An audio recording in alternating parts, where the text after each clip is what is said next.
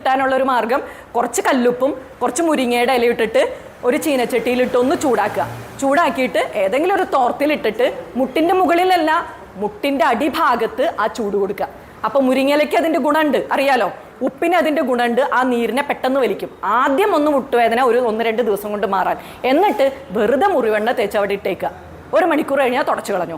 ഇത് ചെയ്താൽ പെട്ടെന്ന് മുട്ടുവേദന മാറും, അപ്പോഴുള്ള മുട്ടുവേദന മാറും. പിന്നെ നമ്മൾ ഈ പറഞ്ഞ പണി ചെയ്യണം, ഈ മസാജിങ് ആൻഡ് ടാപ്പിംഗ്. അപ്പോൾ ഈ പറഞ്ഞ പോലെ ഈ മുട്ടിൻ്റെ ഈ 2 ഭാഗത്തും ക്ലോക്ക് ഇങ്ങനെ ആക്കിയാലും മതി കേട്ടോ. Clockwise anticlockwise വേണമെന്നില്ല. ഇതൊരു 20 തവണ ചെയ്യണം, കണ്ടോ? കാരണം നിങ്ങൾക്കൊക്കെ മുട്ടുവേദന ഉള്ളതുകൊണ്ട് 20 തവണ. ഈ 20 തവണ ചെയ്തിട്ട് ഇവിടെയും ഇതുപോലെ ടാപ്പ് ചെയ്യുക. മനസ്സിലായില്ലേ? ഈ ഒരു പ്രധാനപ്പെട്ടതാണ് എളിവേദന. മിക്കവർക്കും ഈ എളി ഭാഗത്ത് ഭയങ്കര വേദനയാന്ന് പറയും അല്ലേ? അപ്പോൾ അവിടെ നമ്മൾ ഇതുപോലെ ഇവിടെ 10 പ്രാവശ്യം ഇങ്ങനെയും 10 പ്രാവശ്യം ഇങ്ങനെയായിട്ട് നന്നായി ടാപ്പ് ചെയ്യുക. കാരണം സ്ത്രീകൾക്ക് ഇവിടെയാണ് ഒരു കെട്ട് പോലെ വരുന്നത്. അപ്പോൾ ആ ഭാഗവും നന്നായി മസാജ് ചെയ്യുക. പിന്നെ ഏറ്റവും പ്രധാനം കാലിൽ അതുപോലെ തന്നെ കാലിൻ്റെ ഈ ഭാഗം ഉണ്ടല്ലോ, ഈ കണ്ണി ഭാഗം, ആ കണ്ണി ഭാഗത്ത് നീര് വരും പലർക്കും.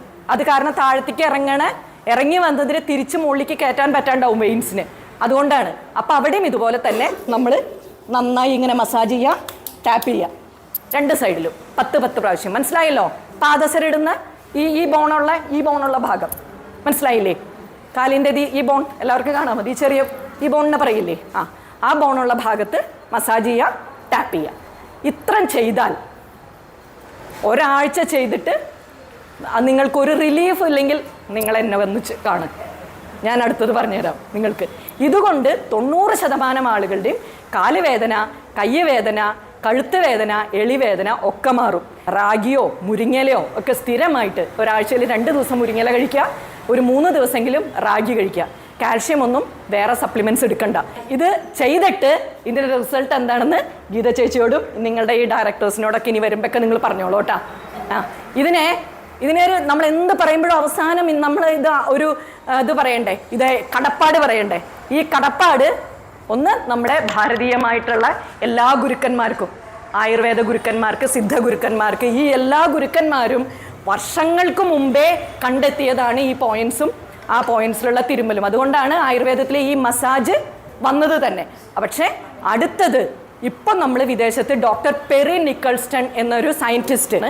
അദ്ദേഹം ഇതിനെ ലോകത്തിൽ മുഴുവനും പ്രചരിപ്പിക്കുന്നുണ്ട്.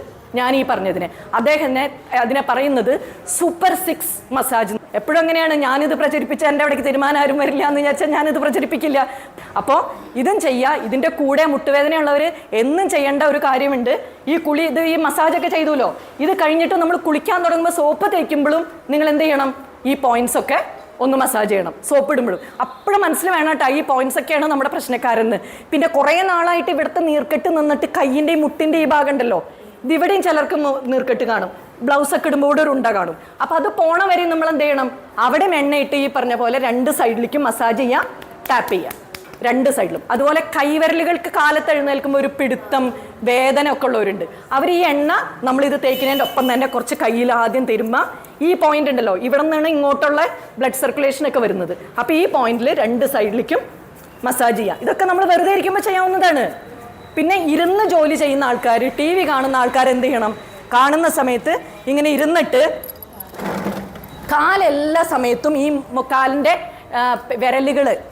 വിരലുകൾ നിലത്ത് കുത്തിയിട്ട് കണ്ട വെറുതെ TV കാണുമ്പോൾ ഇങ്ങനെ ചെയ്തുകൊണ്ടിരിക്കുക.